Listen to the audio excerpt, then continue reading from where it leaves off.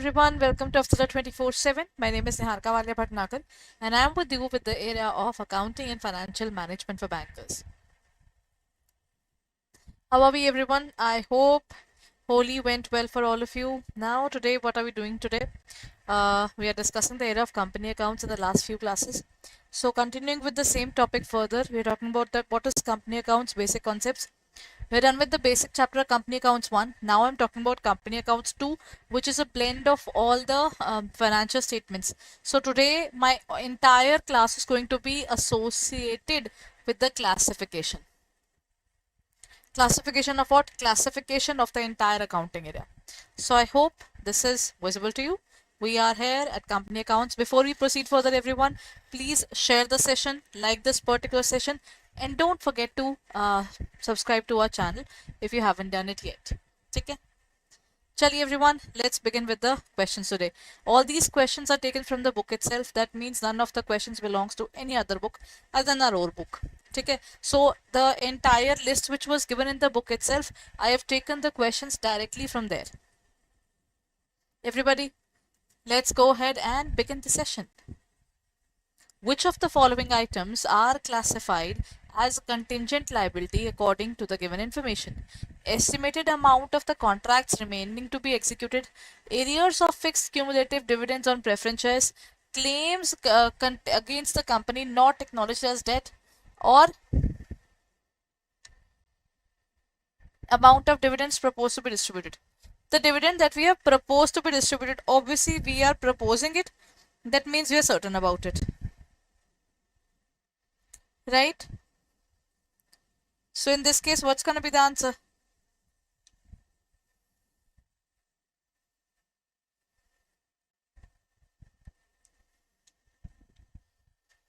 The answer is going to be the claims which are not acknowledged as debt. Not acknowledged matlab, this is totally uncertain in nature. When there is a huge amount of uncertainty involved in it, then we cannot include it. Done everyone? So in this case, that is the answer.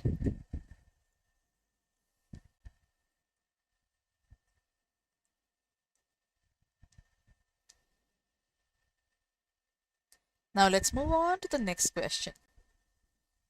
Okay.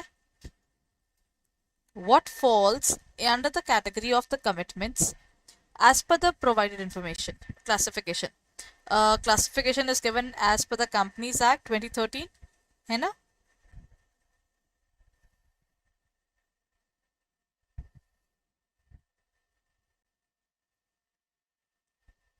Amount of dividend proposed. Category of commitments. Commitments matlab, one is basically that we are agreeing on the fact that yes, we will be doing this in future. That is called commitment. Na? Then what's going to be the answer?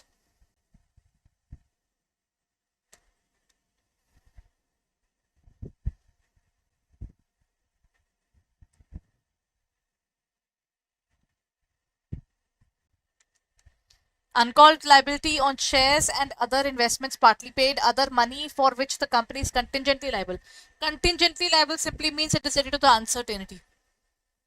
Other current assets matlab, these are certain in nature. That's why it is covered in this area. Na?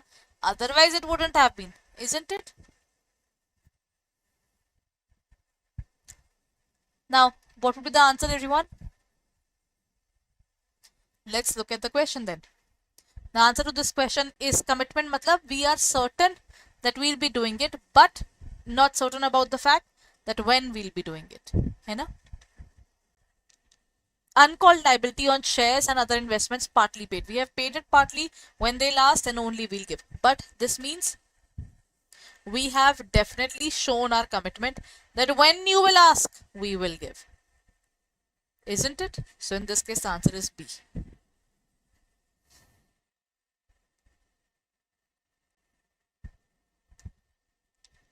Done everyone?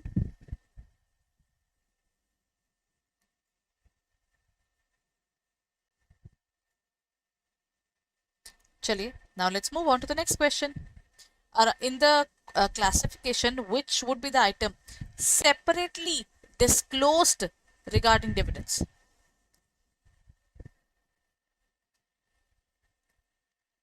Separately disclosed, everyone. What would be the answer accordingly?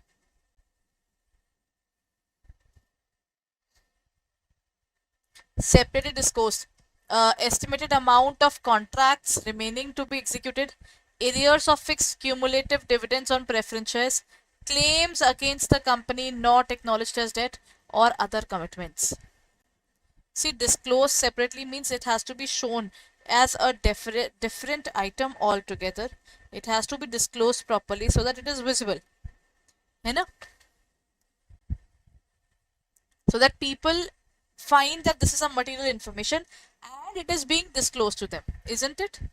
That would be, acha everyone, fixed cumulative dividend. Do you remember cumulative dividend? Cumulative means this is that preference shares. These are those preference shares whom we said ki dekhiye, if we are not able to pay dividend in one particular year due to so and so reason, then in the next year you will get dividend of both the years together. Don't worry about that. You will get the dividend. So in this case, arrears of the fixed cumulative dividends, this is not a choice. You will have to give this particular amount. This has to be shown separately. This is the cumulative preference shares dividend, because till the time anything material is not shown separately, how will we justify it? Right?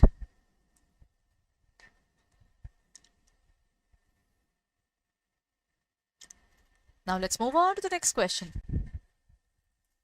What should be indicated in the note if the whole or part of the amount raised through securities has not been used for a specific purpose? Sometimes we might take loans for a specific purpose. Isn't it allowed? It is allowed. And at the same time, this happens even. Now, it is related to the specific area of how unutilized amounts have been invested in fixed assets. And second point would be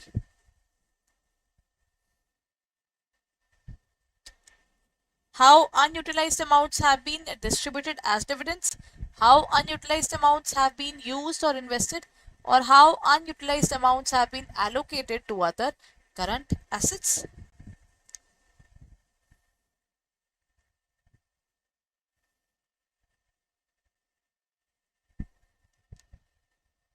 What's going to be the answer then? What should be indicated in the notes part, everyone? Notes means separately showing it. Separate showing matlab it is definitely something really materialistic. That how unutilized amounts have been used or invested, right?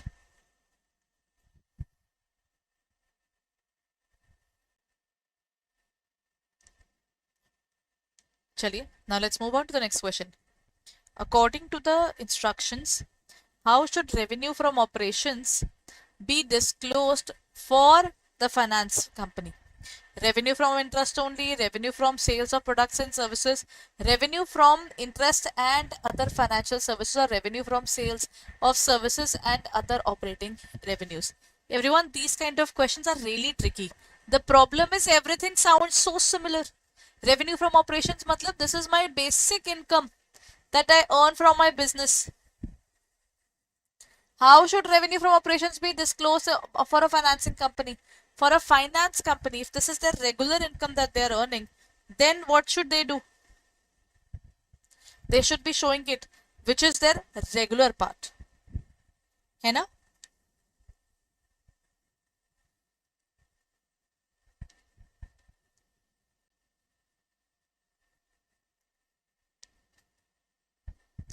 If this is their regular part, then what will we do? Then simple. That is revenue from operation on interest from the services. This is for a financing company. Financing company earns through this only.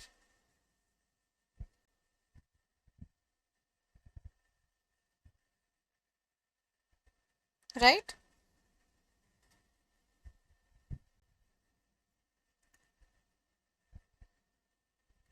Revenue from operations is basically your regular earnings that you are making from your business.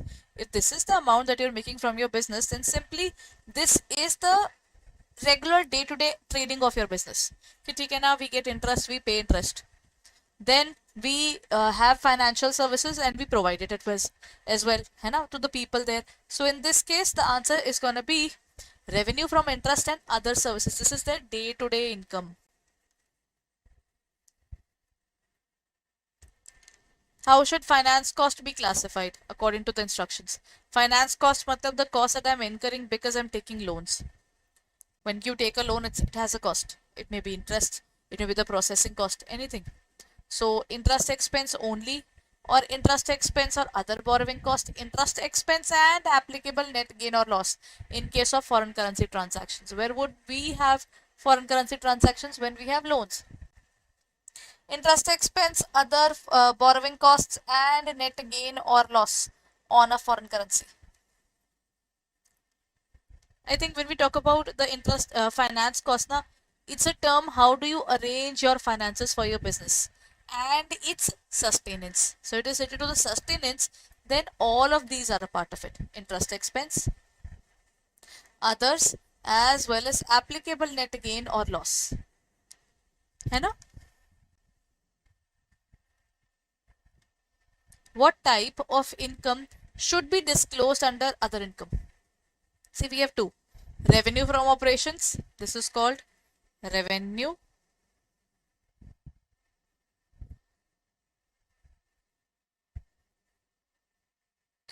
from operations and other income. We have two kinds of income. Other income is the income which is other than your regular sales. Matlab, if I am selling, if I sell stationery, then this would be what? This is the income that I'm earning because of my revenue from operations. Acha, theek hai. If I sell calculators only, then calculator is my day-to-day income. ठीक है ना? I sell calculators and I am a stationery seller. I'm a retail stationery seller. So this is my day-to-day income. But what if I got income from rent? Because I obtained one particular property somewhere and that from that property I'm getting this amount. Then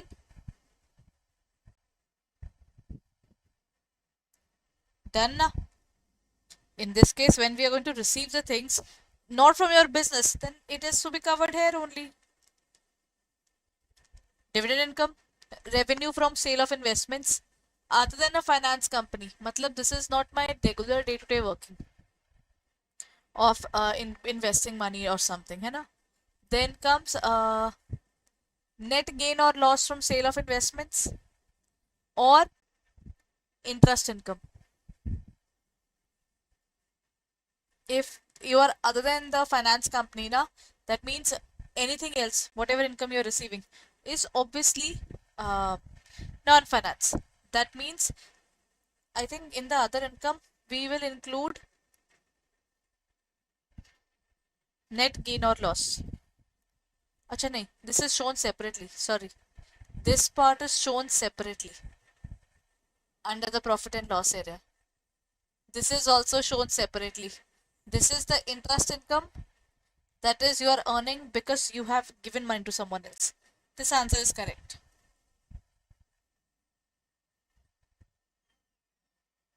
Done, everyone? Next question. What criterion is used to determine an item of income or expenditure should be disclosed separately? Disclosure which should be made separately means we'll be showing it separately if it exceeds 1% of revenue, if it exceeds 1% of total assets, liabilities or shareholders equity. But there is one particular rule, 1% of revenue from operations or rupees 1 lakh, whichever is higher, has to be shown in the books of accounts separately.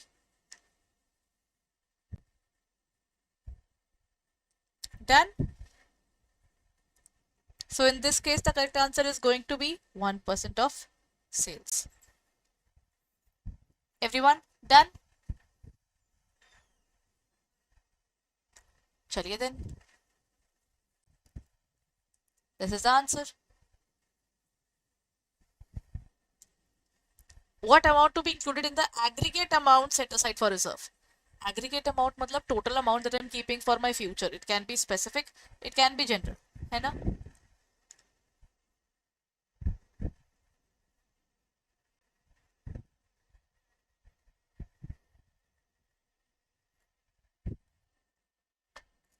Amount withdrawn for from provisions, amount is which is withdrawn from the reserves, amount set aside for meeting specific liabilities or set aside for meeting contingencies.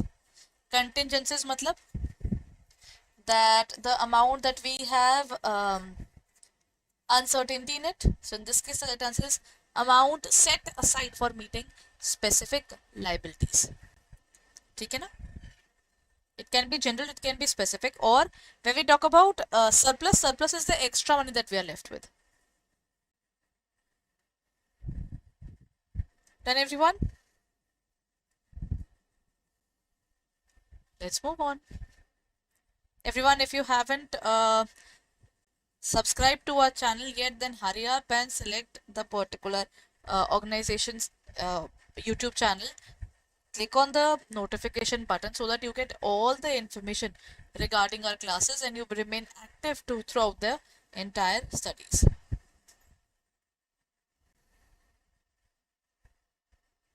Done, everyone?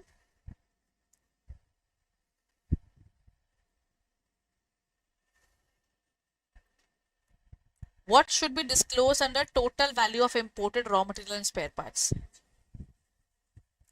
The value of imports calculated on CIF. So CIF matlab carriage, insurance and freight. This is in case of export import. Expenditure in forex during the financial year. Total value of all indigenous raw material. Indigenous matlab domestic. Spare parts and components. Earnings in the forex. Everyone, what's going to be the answer? What should be disclosed under total value of imported raw material? That has to be all the value which is related to the imported ones or the domestic ones, spare parts as well as the components. Everything has to be included. Acha everyone, which of the following is not listed as a complete set of financial statements according to Ind AS 1? According to Ind AS 1, which is not listed as a complete set?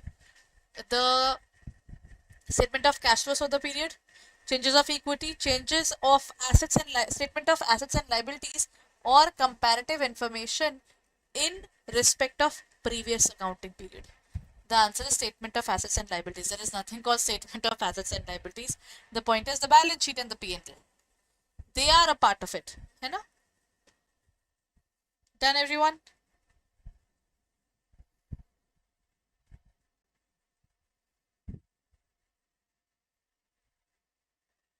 So in this case, the statement of assets and liabilities is the answer.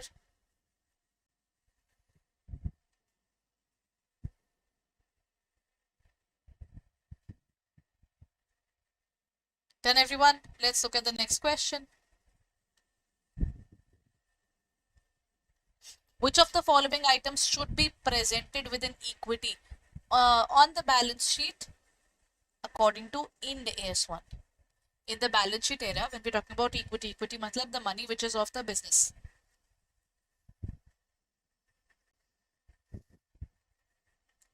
In this case, trade and other payables, deferred tax liabilities, then non-controlling interest and financial liabilities. है ना?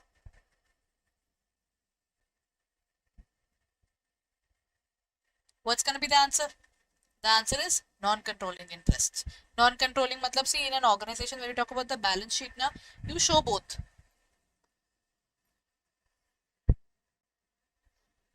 You show both matlab in this case na, when we talk about non-controlling and controlling interest. Matlab, if you have bought some organization's controlling part, that is your controlling interest. But that organization has to be merged with you. So you have to show this part as well, which is non-controlling. Done. Chaliye.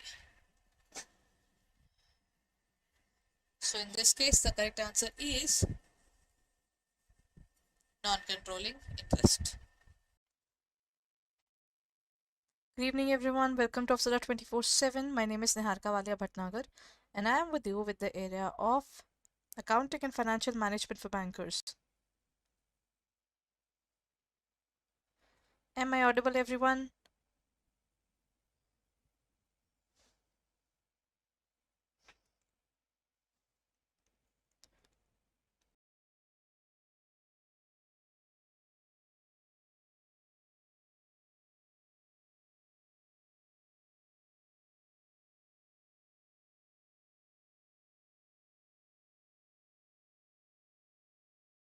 Hanji, in the last class, I started with the specific area of company accounts, right? So I talked about what is the basic company accounts and how do we work upon it. We had done the basic concepts of it. So today I'm going to talk further about it in the form of the accounts. Okay? That is what I'll be talking about today.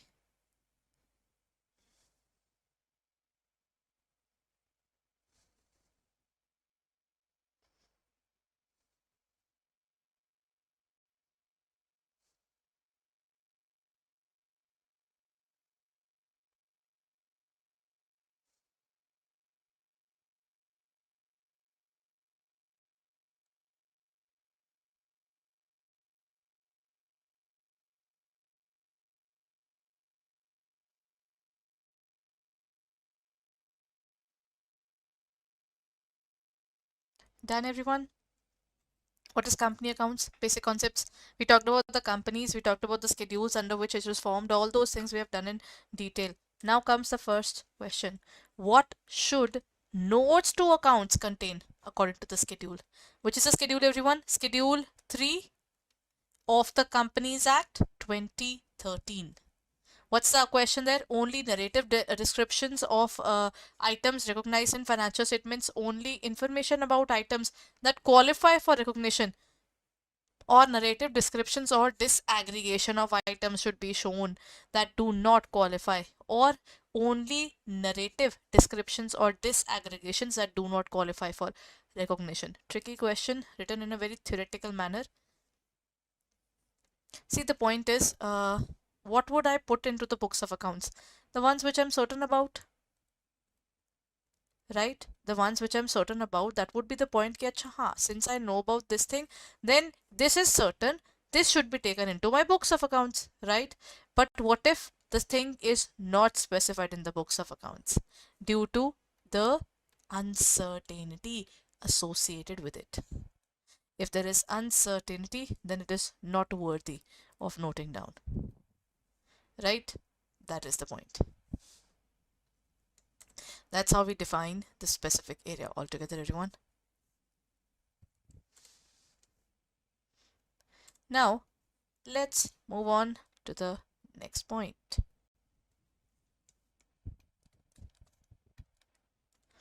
This point says that it does not qualify for recognition. Recognition means it is not certain yet. So that is why information has to be disclosed because of full disclosure principle. So in this case, the correct answer is C. Narrative descriptions or disaggregations of items recognized in the financial statements and information about the items that do not qualify for recognition. Because of the uncertainty associated, we would not like to note it. Done, everyone?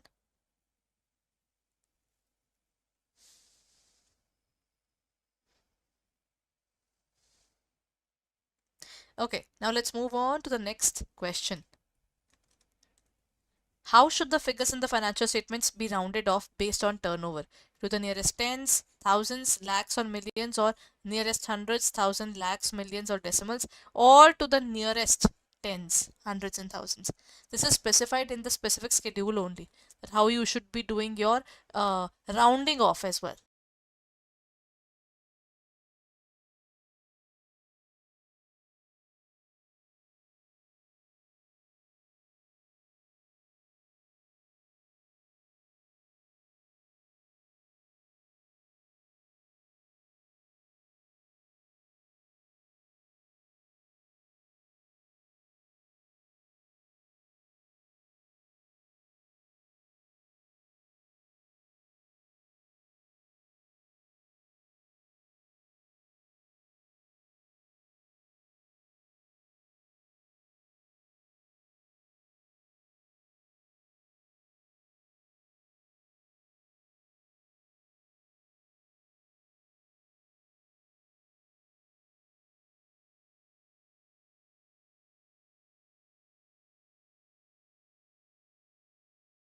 There is nothing which is specified in the case that oh, it should only be in tens or in thousands. It is actually saying that you should take your turnover to the nearest hundreds or thousands or lakhs or millions or decimals, right? This is the point. Acha, the next point, everyone.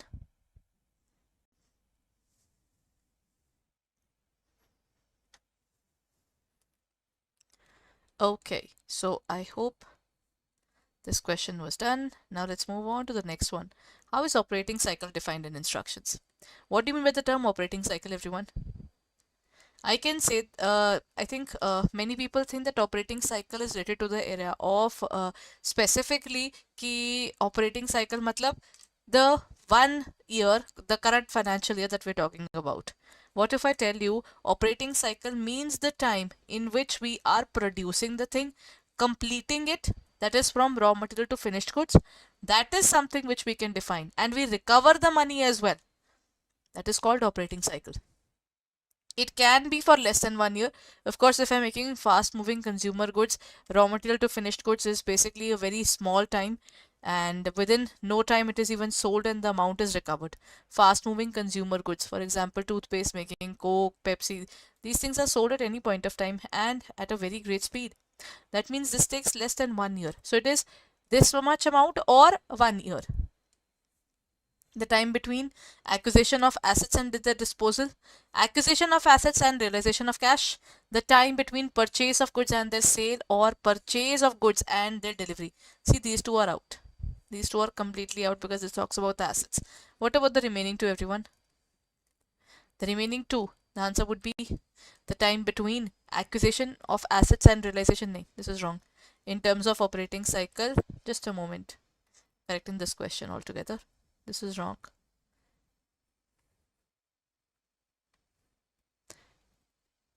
Operating cycle is basically the time period that we take up to complete the particular production process.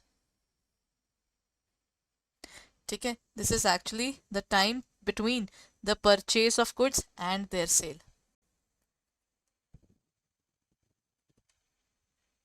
And rather to be added there is acquisition of and then ultimately realization of cash and cash equivalents as well. So I would go for C in this case. The answer was wrong. Next question, everyone. When is receivable classified as trade receivable according to the instructions? Everyone, when will we call something trade receivables? How do we define the term trade receivables, everyone? Trade receivables are basically if it is in respect of amount due on account of goods purchased, if the amount is due on account of services rendered, then if it is respect of amount due on account of goods or sold, services rendered in normal course of business, if it is in respect of amount due on account of goods sold or services purchased. Trade receivables are basically those people to whom we have given services. Okay, it is to the area of given services. And at the same time, we are also looking forward towards the area of we are talking about giving the services, and also the amount is due. The person hasn't paid the amount yet. Either it can be services or it can be goods. It is not related to the goods because it depends upon your nature of business, right? So in this case, the correct answer is if it is in respect of the amount due on the goods sold or services rendered in normal course of business. Acha, according to the disclosure requirement, when we talk about the disclosure requirements given in the schedule, which of the following must be included in the reserves and surplus, everyone? Share reserved for issue under options, capital redemption reserve, calls unpaid by directors and officers, or aggregate number of shares bought back. This bought back means the buyback. Under the term reserves and surplus, which one should be included, everyone? Reserves and surplus is basically an area which is not shared with the public right now. ठीक है ना?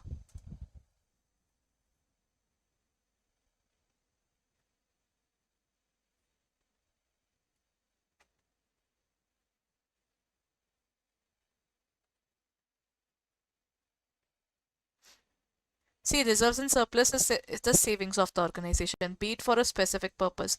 I can say I'm saving money for my car. Now, this saving is defined. I'm just saving for my future. That is uncertain and undefined. Can we say this is what we call specific reserve? Because the asset is clearly defined, saving for this purpose.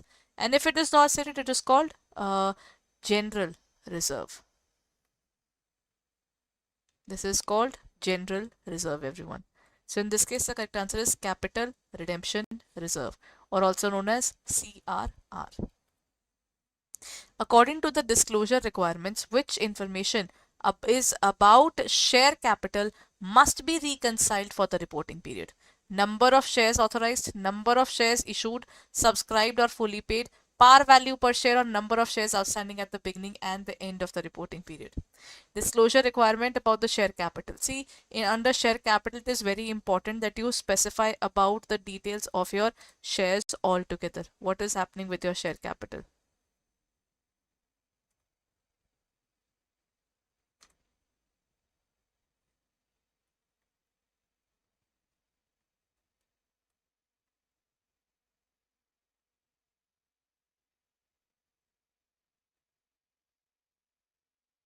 In this case, the correct answer is number of shares outstanding at the beginning and the end of the reporting period. The answer is this.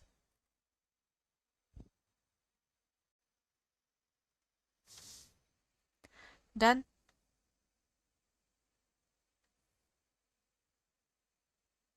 Okay. Now let's move on and talk about the next question as well.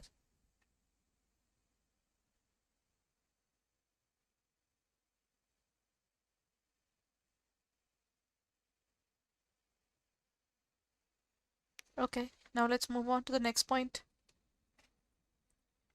How should the bonds or debentures be listed in the financial statements, everyone? Bonds and debentures. What is the classification that we need to do? In the ascending order of the maturity, or alphabetical order, or descending order of the maturity, or in order of issue date? But then when we have bonds and all, what happens is uh, the entire financial statements are based upon permanence. Matlab whatever is going to be there in the business for a longer period of time has to be shown first, and the shorter period has to be shown later.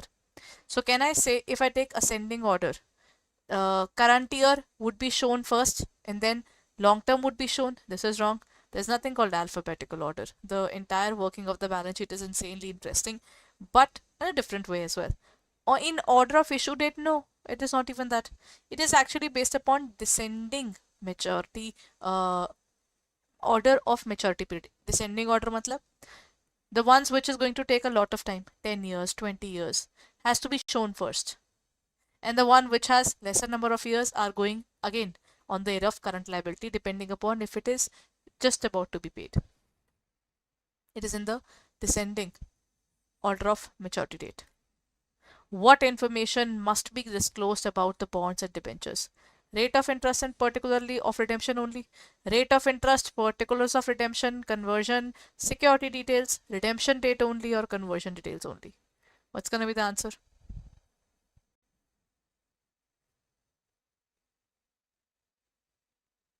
Disclosed about bonds and debentures. Actually, we have to specify everything. If we do not, then we are in a trouble. We have to tell about the rate of interest. Yes, we have to. Particulars of redemption, by what time we are redeeming it, and at the same time, what amount are we redeeming at? Okay. Then the next point would be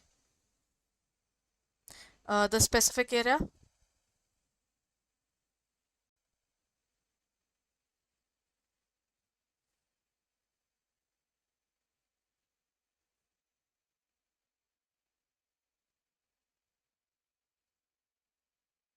What would be the answer there? That is, everything has to be shown there.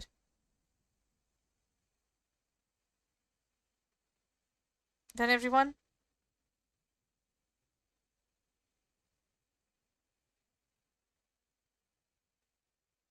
chaliye now. Let's move on.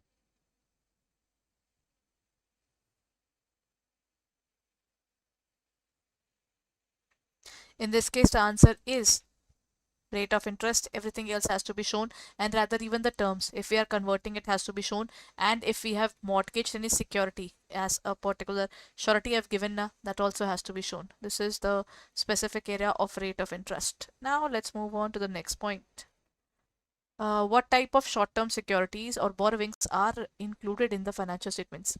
Loans repayable on demand, loans and advances from related parties, deposits only, or loans repayable on demand, loans, advances from related parties, or other loans. Short-term borrowings are basically included in the financial statements because the short-term borrowings are the ones which we have taken and will be paying back in a year. In this case, the answer is going to be loans repayable on demand, loans and advances from related parties, deposits and other loans. These are all included. Done, everyone?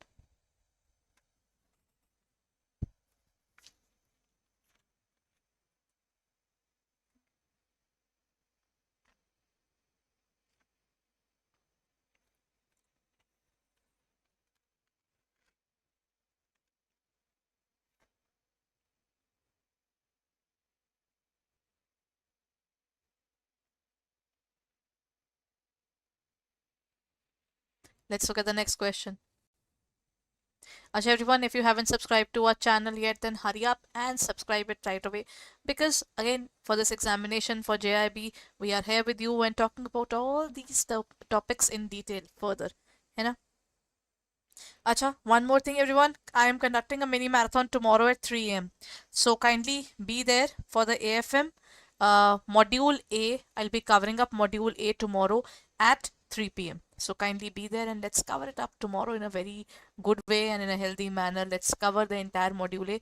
I've covered numerical questions. I'll be covering numericals plus the theoretical questions or based upon the Macmillan book, of course, so that you can get an idea of what kind of questions you can expect in your examination. Right? Okay, everyone. Next question. Under the current liabilities, what is included in the category of application money received for allotment of securities? Dividends, advances towards allotment of share capital, accrued interest on borrowings, or income received in advance. Application money received for allotment of securities. Allotment matlab we haven't given this money to these people yet, right? We are supposed to allot them shares. So if we have this particular category, then this is related to the area of advances which are related to the area of share capital. The amount that we receive in advance, but it has to be adjusted. It is not yet adjusted. This happens like if we have issued the shares just now and it is 31st of March and we don't want that this thing should happen.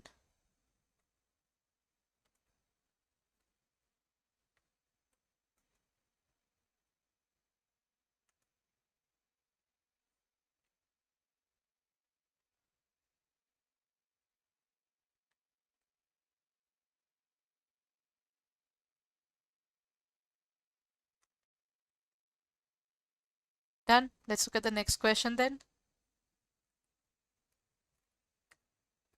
Again, a reminder, everyone, kal, the timings for, there are different marathons going on. For AFM tomorrow morning, 11 a.m. Is for Priyanshu ma'am, and I think Aarti ma'am is also taking a class tomorrow at 1, 11, 1 and 3. Mark times, everyone. We are here for the marathons at this point of time. My marathon for Module A English medium would be at 3 p.m. Rest two are bilingual. Okay? Done, everybody? Chaliye. Now, let's move on and talk about the specific area further. How are short-term provisions classified? When we look at the short-term provisions only as provision for employee benefits, only as provision for tangible assets, or provisions for employees' benefits and others, or provision for intangible assets. Short-term provisions are those provisions which are to be paid in the upcoming future, but in less than 1 year. So can I say this is provision for employee benefits and others, fringe benefits and anything which is to be paid within a short time span?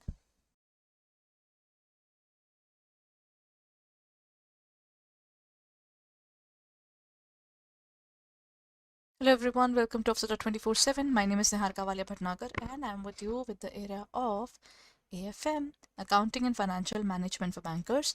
Today we are talking about what is company accounts and what are the basic concepts. Acha, company accounts can be defined as the accounting system which is specifically made for companies covered under Companies Act 2013 or any previous act which was there before. Basically, Companies Act doesn't come from the 2013 itself. It was there before that. It was 1956 Act. And before 1956, even there was a specific act, but it was under the rule of the Queen. So companies were there even before the time period when the entire thing came into light. Okay, so that's what we define in terms of the company accounts. Now, the first thing when we talk about the company accounts, how do we study further? What is exactly the term company and how do we study it further? Right? Let's talk about it. Which acts defines a company as a company incorporated under this act or under any previous company law. Okay, here comes a specific question related to the topic which I just discussed with you. Before I proceed further, everyone, and I talk about the answer. First of all, share the session. Number 2, like the session. Number 3, if you haven't subscribed to our channel yet, please go and subscribe to our channel as well. And along with this, the next point that comes is after this, the next point is that if you haven't taken up our courses, our crash courses have begun. The crash course for AFM has just started today itself. So if you haven't enrolled yourself, then enroll yourself. Use the code Y541 and get a maximum discount of 81%. So hurry up and check it out right away, everyone. Chaliye, now let's move on.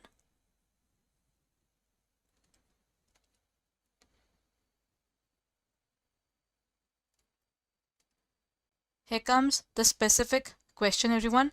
Indian Contract Act, Companies Act, Partnership or Limited Liability Act.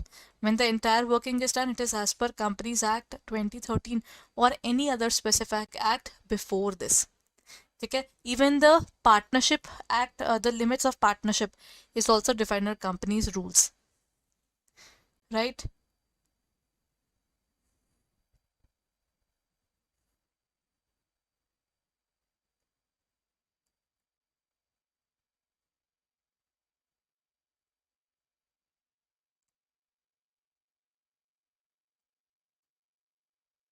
Done, everyone?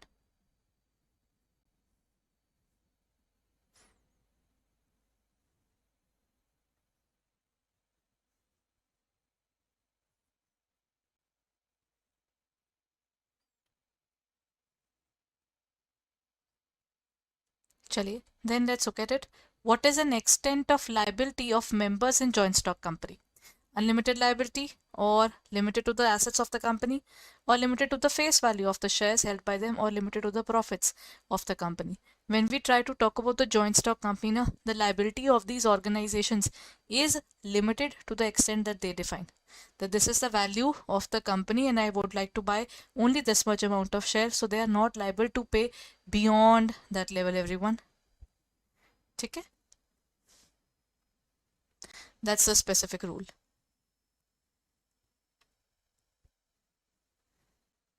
चलिए,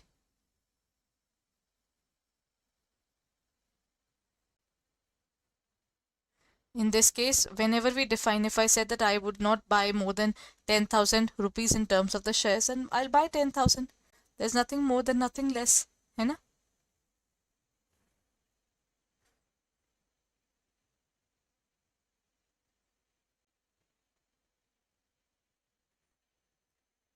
So in this case, the correct answer is limited to the face value of the shares held by them.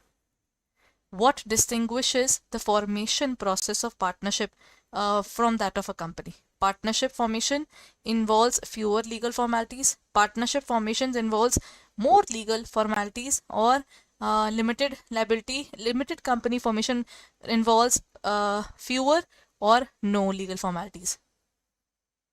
The truth is, to form a company, you have to go through a lot of problems. There are a lot of formalities which you have to follow. So this problem is definitely there. There are a lot of legal formalities which they have to follow. So that's not the point. Then partnership has fewer legal formalities. That's true. When we talk about the partnership formation, it involves fewer legal formalities.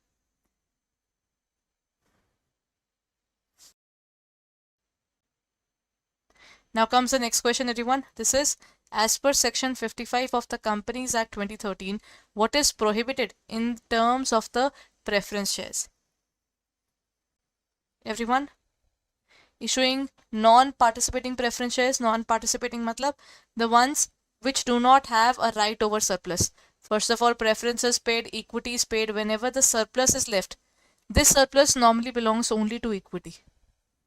ठीक है ना? But this preference share will also have a right over it, which is called participating preference shares.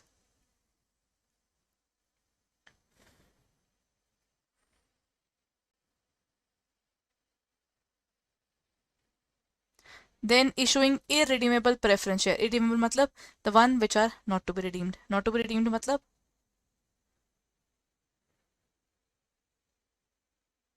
not to be redeemed matlab which are not to be paid off. Right?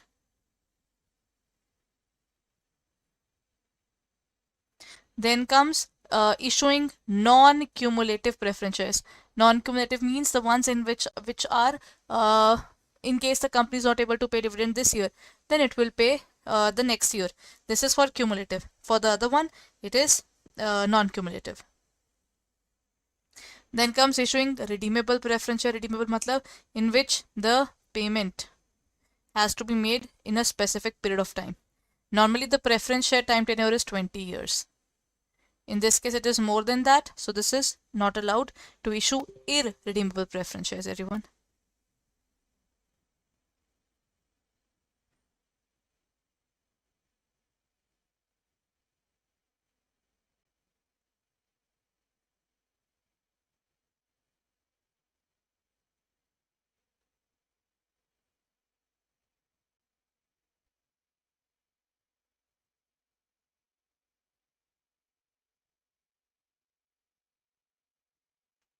So in this case, the correct answer is issuing irredeemable preference shares.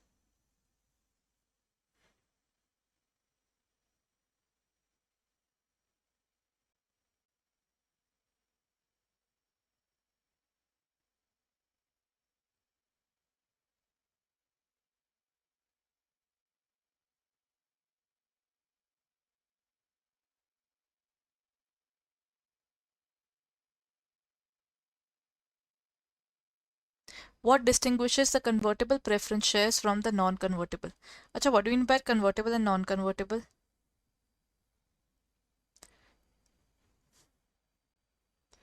Everyone?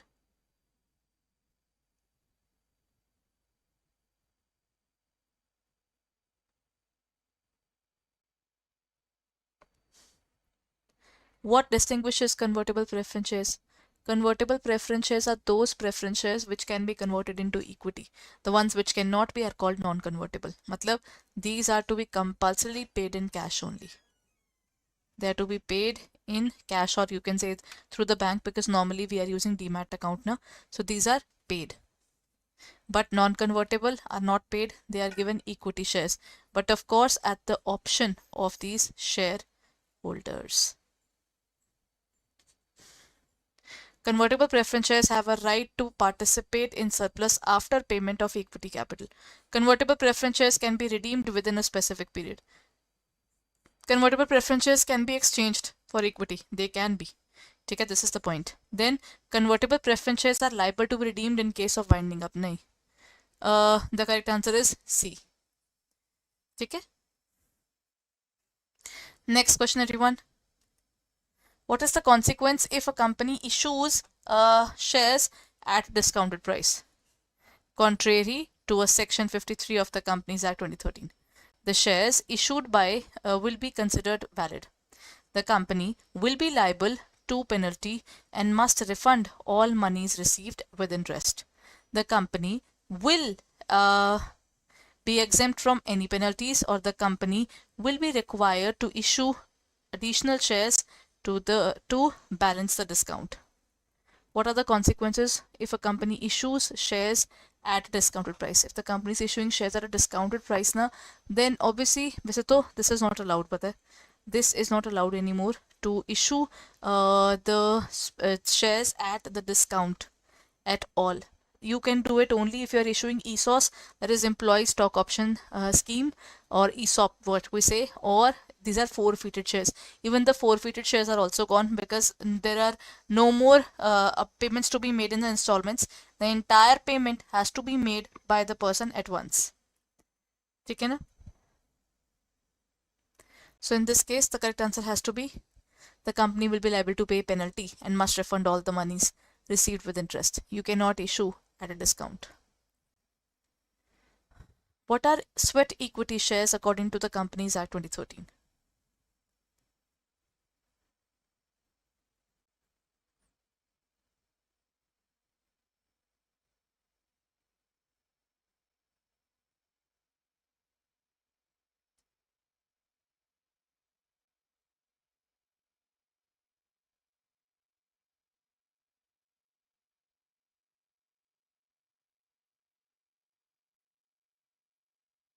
Done.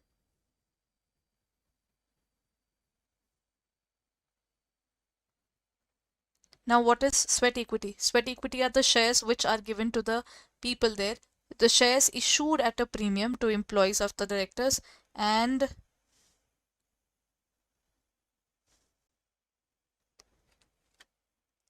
these are issued at a premium, issued at a discount, issued for a consideration other than cash or any intellectual property rights, or shares issued for consideration other than cash to external investors. When we talk about sweat equity share now, I can always think of sweat equity is the shares that we are giving to the equity shareholders, because they are putting we are giving this to the employees of the company, especially the directors, who are putting their hard work, sweat, everything into the organization for growth. है ना? So when they say this particular area, the shares which are issued at a premium to the employees or a director, you're going to charge more money because they had been putting so much of efforts in the organization. Doesn't that sound inhuman? That people are working for you and you're not really helping them. Company can always issue shares at a lower price to them as a reward for their hard work. Isn't it? So in this case, the answer is the shares issued for a consideration other than cash to the employees or directors for providing know-how or intellectual property rights. Normally, we put them into an exercise area. We normally put them under an exercising period, that means 3 years, 4 years, and after that particular period, we are giving them shares. Okay? And this would be deducted from their salary again, and we'll be giving them this amount.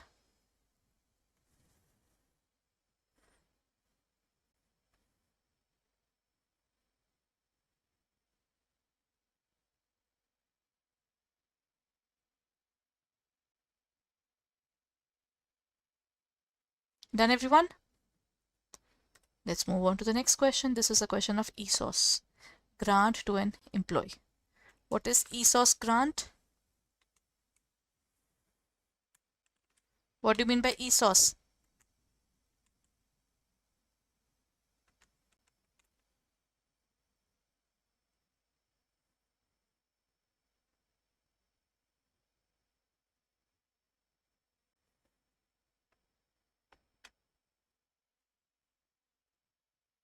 Obligation to purchase shares at a predetermined price, right to apply for shares at a predetermined price, obligation to sell shares at a predetermined price, or right to sell shares at a predetermined price.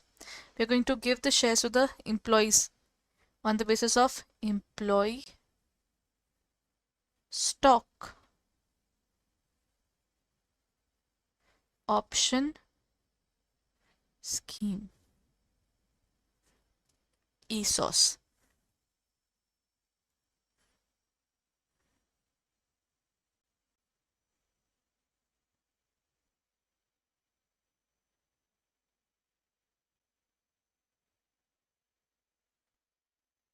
Now in this case, what's going to be the answer?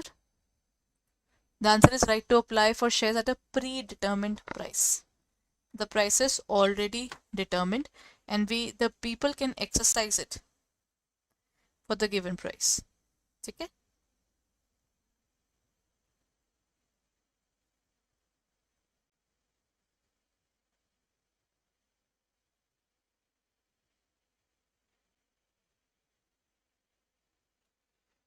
Here comes the next question, everyone.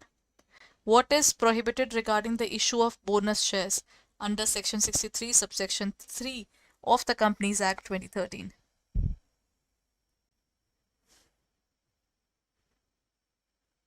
Everyone, what's going to be the answer?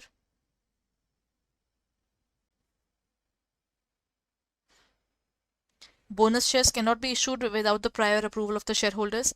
Bonus shares cannot be issued in lieu of dividend. Bonus shares can be issued to existing shareholders, or bonus shares cannot be issued at a premium.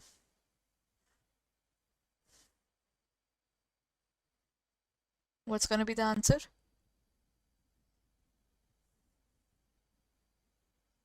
Bonus shares are basically given to the existing shareholders. That means the point number C is definitely wrong. They are not issued at all for a premium. They are issued for free. They cannot be issued without cannot be issued without prior approval. You don't need prior approval of the shareholders for this. But what you really need is, you cannot issue it in lieu of dividend. You cannot just give bonus shares and say, sir, we won't be able to give you dividend at all. Done, everyone?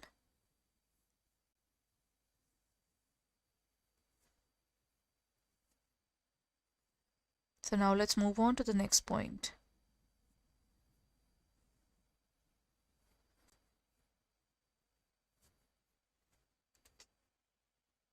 If you haven't subscribed to our channel yet, then please go ahead and subscribe it right away.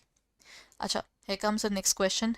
According to the Companies Act 2013, can a company utilize the balance from sinking fund, GR and P&L for issuing bonus shares? Yes, because if SEBI says so. No, because these balances cannot be used for issuing bonus shares. Yes, if the company has exhausted balances from other specified accounts, or no, these balances can only be used for dividends.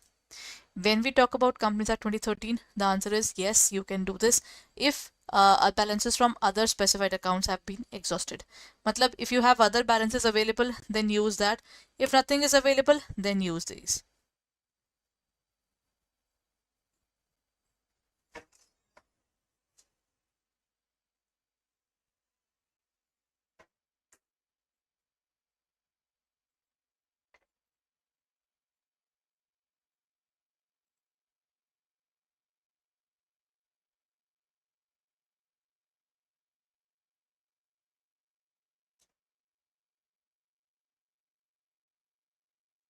Done.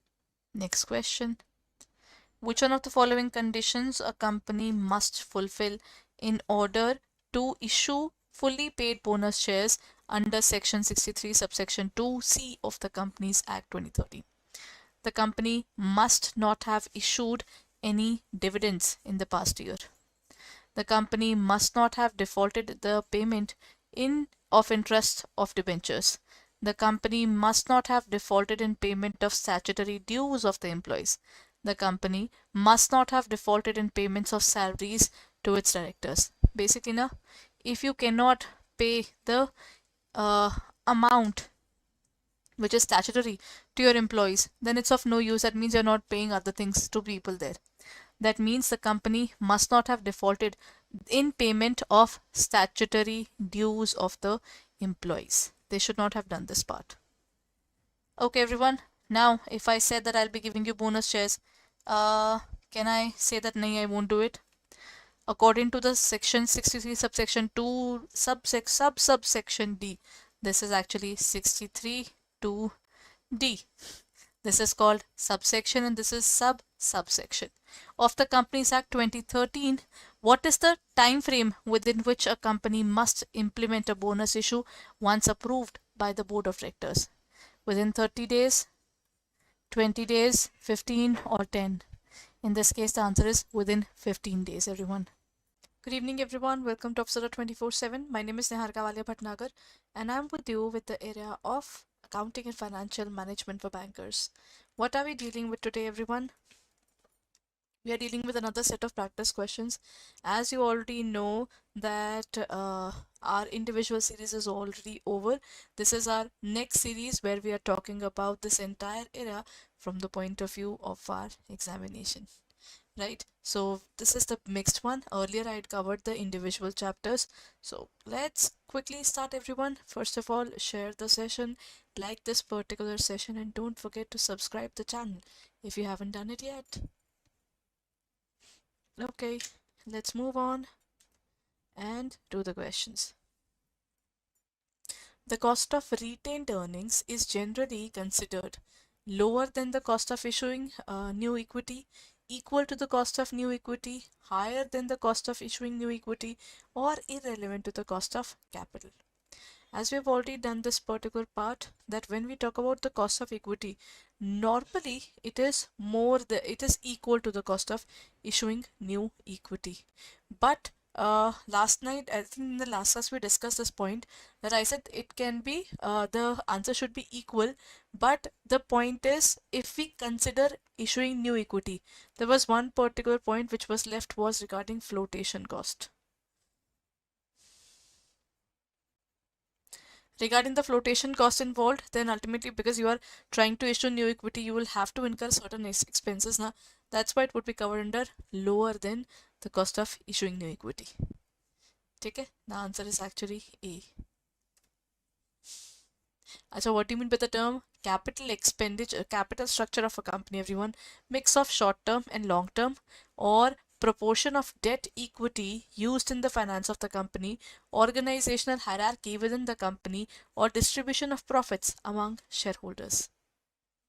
When we talk about the capital structure, it is basically the company's debt and company's equity.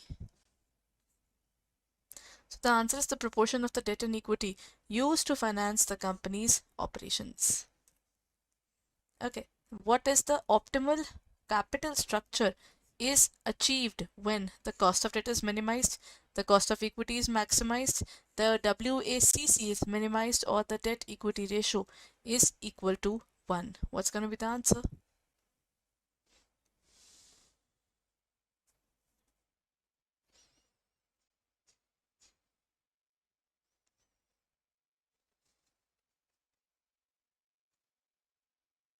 What's going to be the answer, everyone?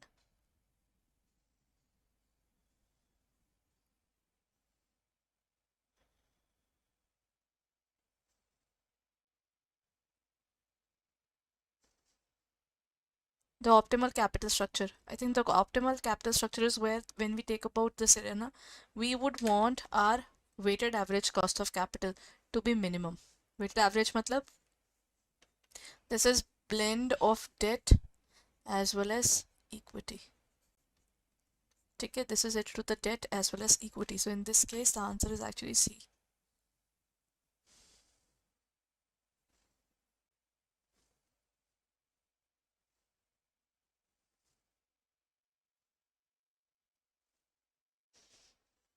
Done?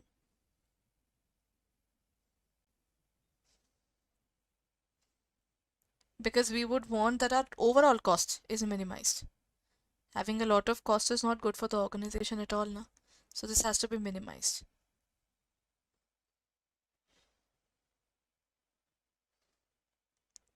Chaliye, let's move on.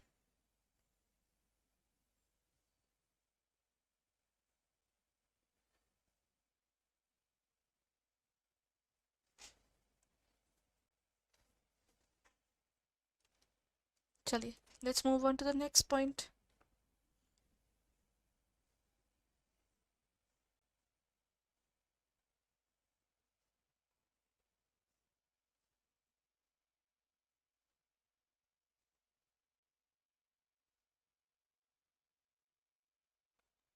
What is the key feature of a joint stock company, everyone? Limited liability, or perpetual succession, or um, partnership, agreement, or sole proprietorship?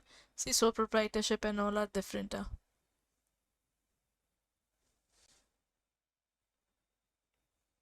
So what's going to be the answer?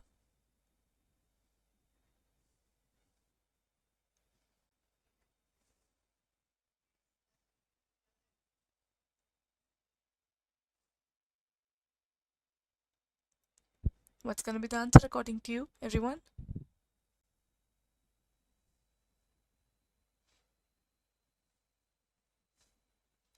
When we talk about a joint stock company, a joint stock company has a lot of capital. So in this case, what's going to be the answer? The answer is perpetual succession. These organizations don't go away. Okay? These organizations stay forever. The shareholders are moved from one to another. That part is definitely there.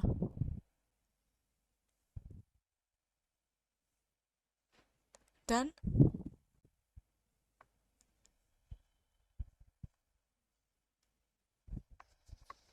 So in this case, let's move on to the next point.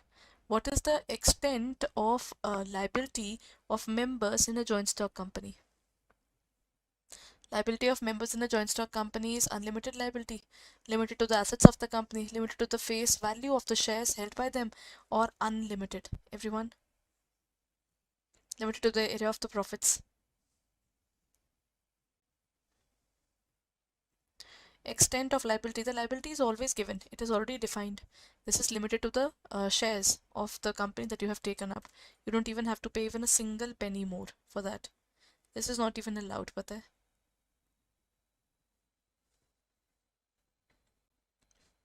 Done, everyone? Now let's look at the next question then.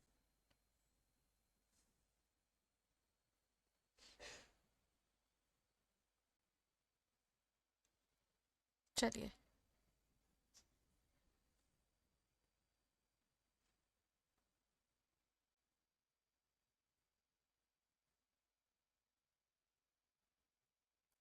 Next question. How many members are there in a private company according to the Companies Act 2013? Members in a private company, everyone. There are two kinds of companies, public and private. If you can invest in an organization that is a public company, where anybody can, general public can be there. While in a private organization, limited people can be a part of it, right? Not everybody can be a part of that organization.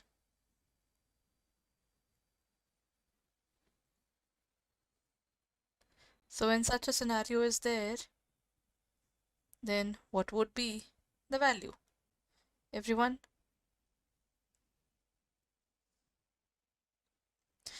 At least 5, at least 10, 2, and maximum 200, and at least 7. When we talk about the number of members, the minimum is 2 and the maximum is 200. So in this case, the correct answer is actually 200. Okay? 200 maximum and this much minimum.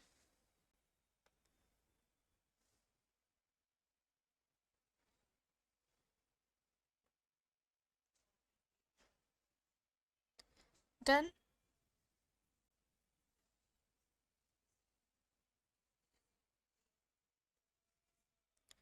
Chaliye, let's look at the next question then.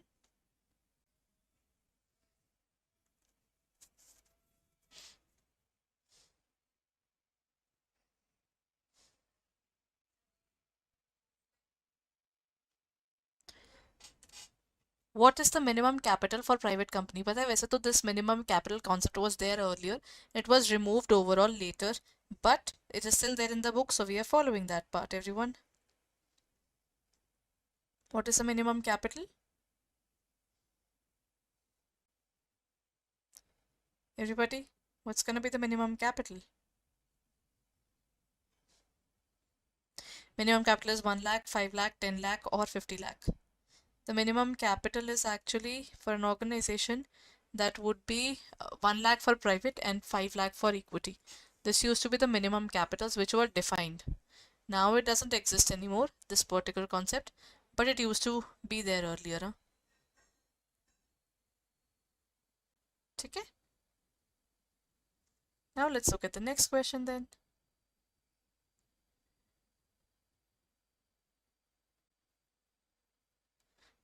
Next question. This says that which type of shares enjoys a preferential right as to dividend as well as in terms of winding up. We had done this kind of question earlier. This is equity shares or cumulative preference or non-cumulative preference or redeemable shares. What's going to be the answer, everyone?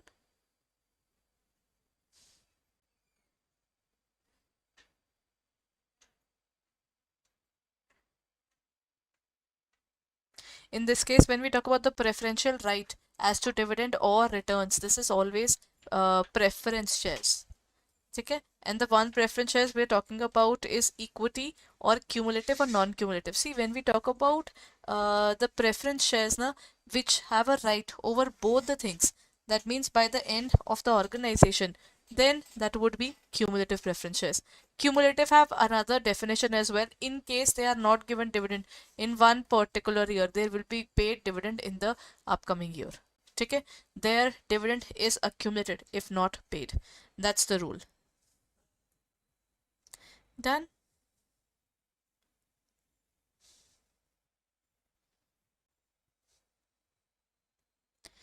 चलिए, then let's move on to the next point.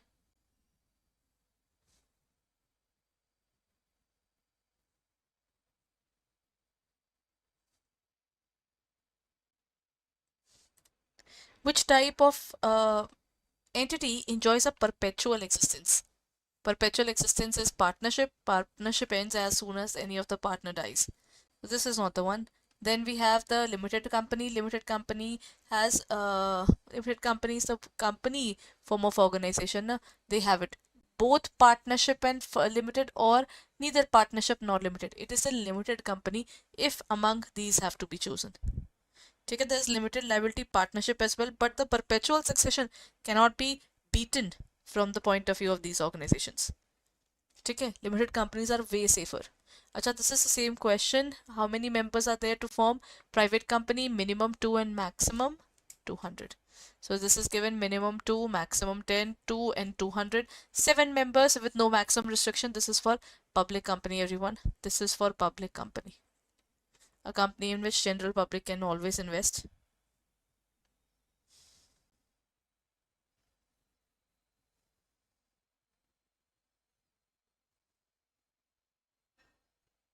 Now what's going to be the answer?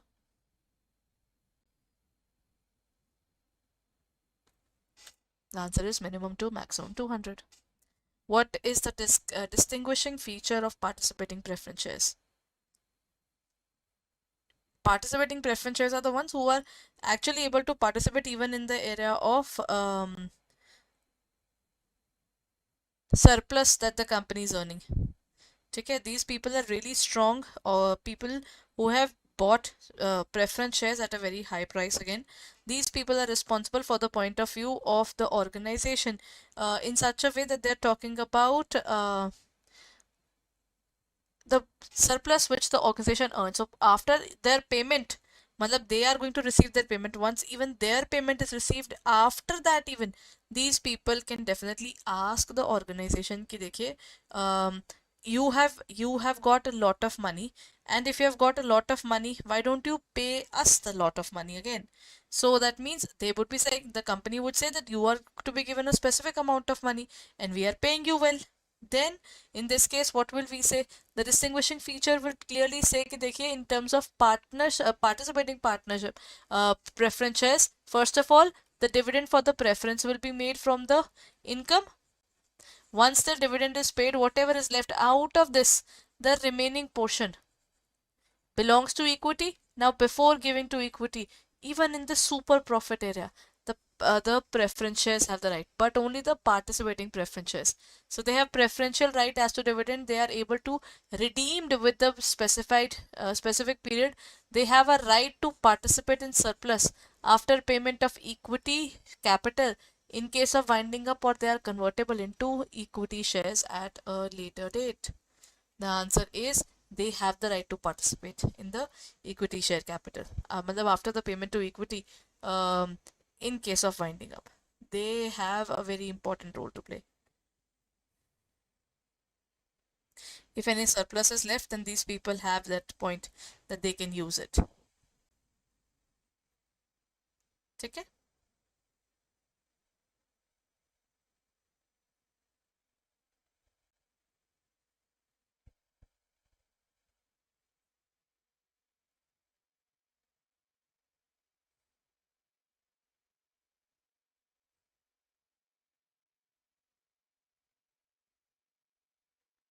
Now comes the next question, everyone.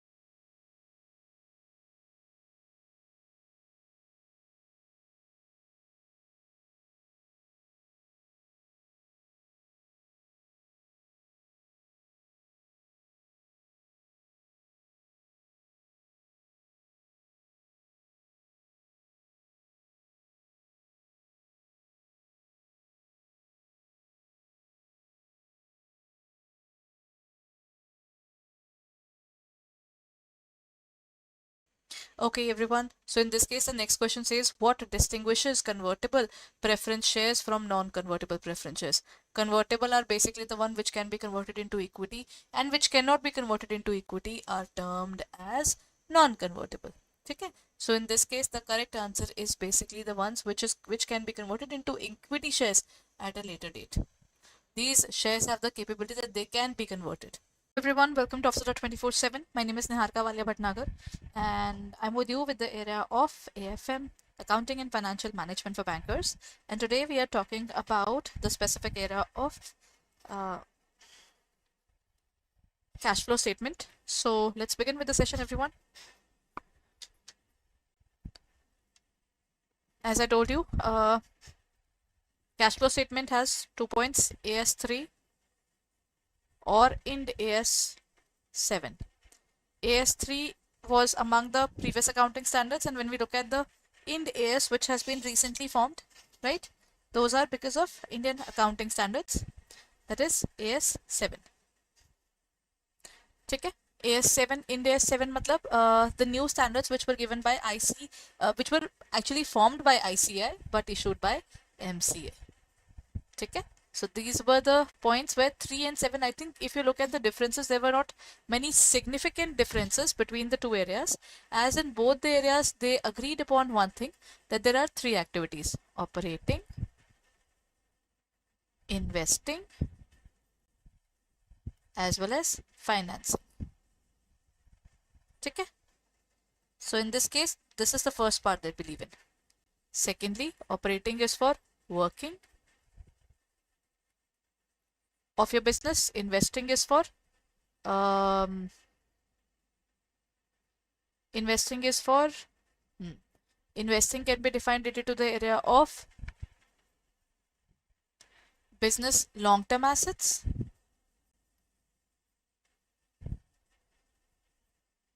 and the last is financing. Financing is related to the area of borrowing the funds.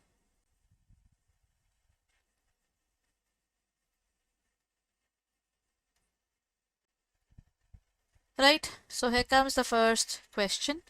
Which one of the following is classified as a financing activity?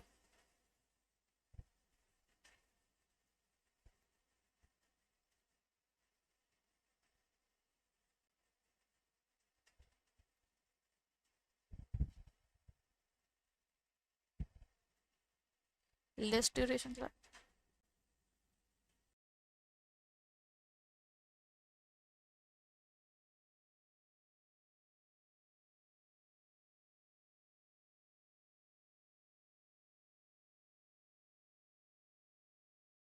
Done, everyone? Which one of the following is classified as financing activity? Financing means the one which is related to the area of work altogether, right?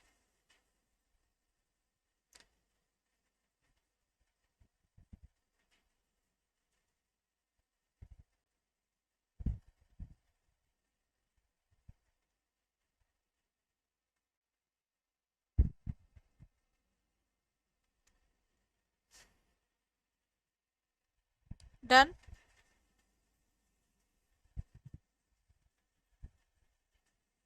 Cash payments to acquire property, plant and equipment. This is an investing activity because we are looking at assets altogether. Second is the cash receipts from the sale of property, plant and equipment. This is also, I can say, a part of investing activities. In the first one, this is payment, so this would be a -1. This would be a plus. Cash payments to acquire the property, equity instruments of other entities. What's going to be the answer?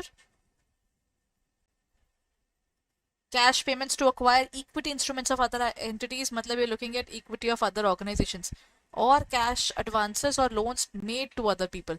If you're giving money to someone else, that is your investments. Because if you have money, then you'll be using it for yourself, na? But where are you acquiring it from is the point. Cash payments to acquire equity instruments of other entities is covered in this area. Done, everyone?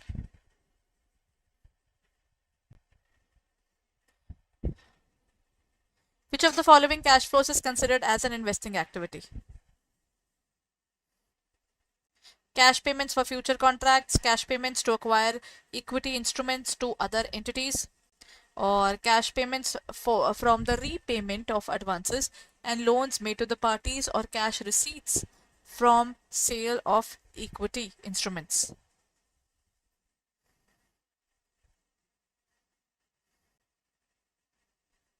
What's going to be the answer, everyone? When you're looking at investing, investing means we are having a work regarding long term.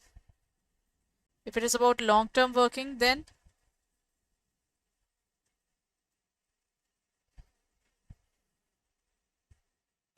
if it's about long term working and you are investing in other than your business, matlab you are not putting into your raw material, in your finished goods, you are putting this money into the other areas. For example, you are putting this money into the area of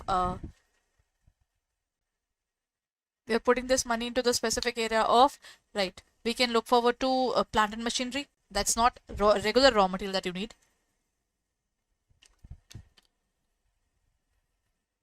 ठीक है ना? Investing is basically expansion of your business. Cash payments for the future contracts, cash payments to acquire equity instruments of other entities, cash receipts from the repayment of advances and loans, or cash receipts from sale of equity instruments of other entities. The answer is cash payments to acquire equity instruments of other entities. Done? Next question. Which of the following represents the cash flow from financing activities? Cash payments of property, plant and equipment, cash receipts from sale of inventory, cash proceeds from issuing shares, or the last one?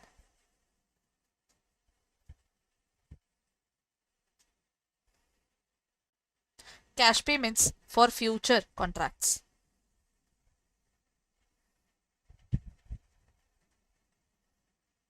What's going to be the answer, everyone?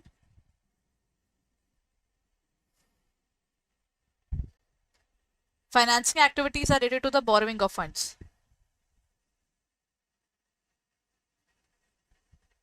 for the business. Okay.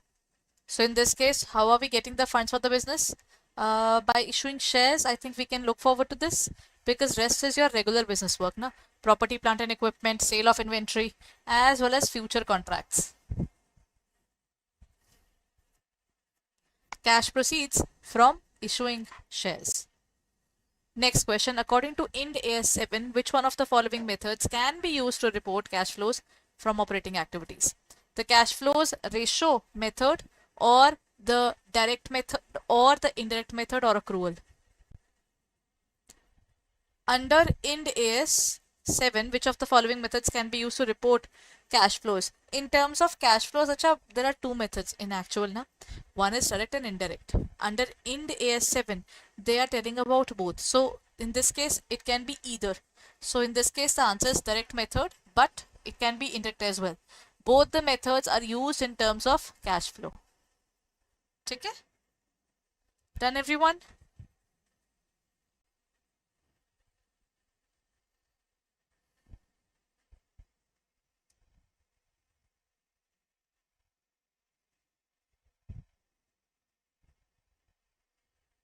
Let's look at the next question.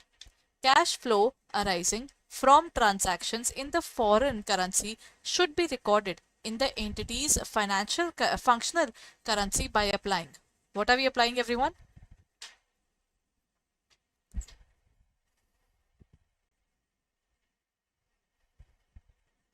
The exchange rate at the end of the reporting period, the average exchange rate of the average exchange rate of the reporting period, the exchange rate between the functional currency and the foreign currency at the date, or the exchange rate on the date of transaction. What's going to be the answer, everyone? The cash flow, when we're talking about forex, everyone, what's the answer? When we're talking about forex, na, foreign exchange is basically related to the area of the fluctuations in currencies, है ना? The exchange rate between a functional currency and the foreign currency at the date of the cash flow is the point. We are going to prepare it as on date. Cash flow is not for the entire year, it is as on date because it takes the closing and opening value of cash, right?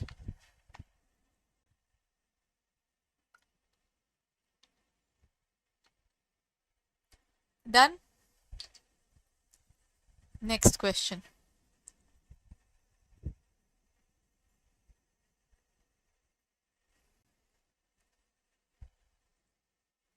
According to Ind AS 7, when a single transaction includes the interest and capital repayment, how are components classified? Both are operating. Interest is classified as operating, capital repayment is financing. Interest is classified as financing and capital repayment is operating. See, when we repay a loan, that repayment is always a financing activity.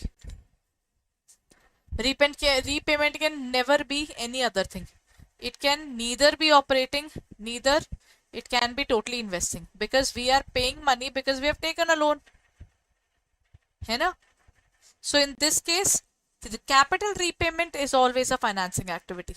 And if it is the financing activity, then interest is classified as an operating activity. Okay? The answer in this case is C. Interest is classified as an operating activity, or capital repayment is classified as a financing activity. Done?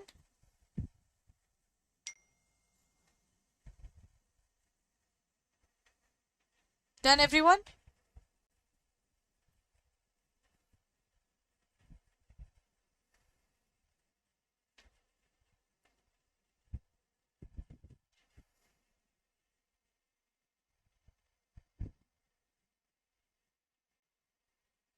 Let's go ahead to the next point.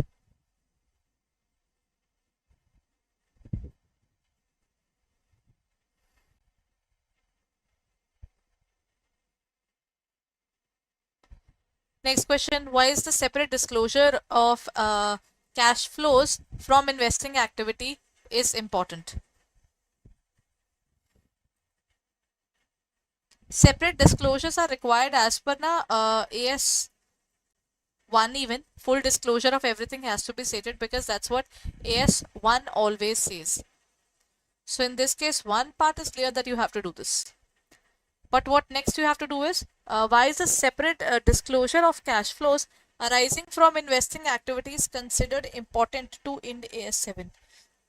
See, it helps in predicting the future claims on cash flows by providers of capital, matlab shareholders. It provides the insights into the operational capabilities of the entity. It indicates the extent to which the operations have generated sufficient cash flows, or it shows the expenditure made for resources intended to generate future income in future income and cash flows. Basically, Ind AS is always giving it separately about investing activities. Matlab, whatever assets we are buying, whatever assets we are selling, it is looking at this entire portion in a detailed format. Why? Because it shows the expenditure made from resources intended to generate income and cash flows. The answer is D. Due to D, it shows expenditure made from. We are looking at the cash flows, future. Then why is separate disclosure of cash flows arising from investing activities considered important according to Ind AS 7? It helps in predicting the future claim on cash flows by provider of the capital. It provides the specific area.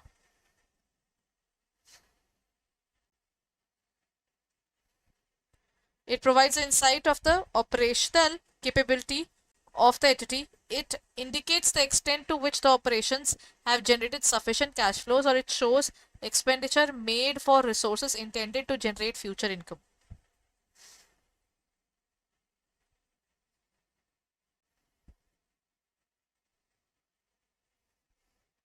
Everyone?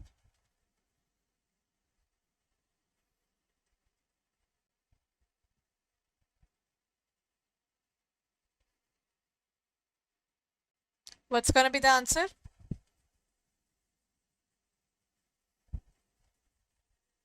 The answer is shows the expenditure made for intended for future cash flows. and future incomes. ठीक है ना? Done everyone? Cash flows arising from transactions in a foreign currency should be recorded in the entity's functional currency by applying the exchange rate at the end of the reporting period, the average exchange rate for the reporting period, the exchange rate between the functional currency and the foreign currency at the date of cash flows, or the exchange rate on the date of transaction.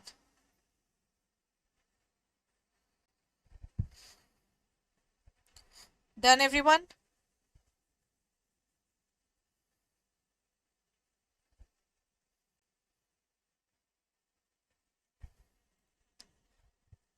The answer is the exchange rate between the functional currency as well as the foreign currency. Done. Next question. Everyone subscribe to our channel as early as possible. If you haven't done it now, then hurry up and get it done right away.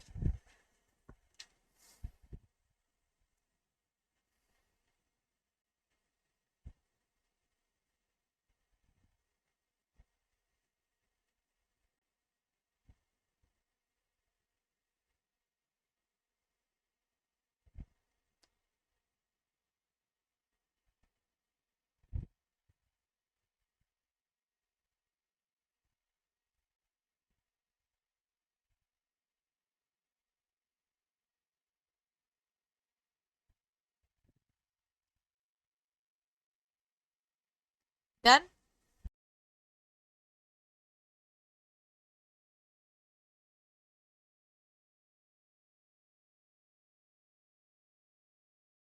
Next question, everyone. How is the funds flow statement different from cash flows?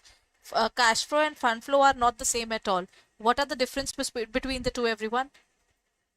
Fund flow statement presents the net assets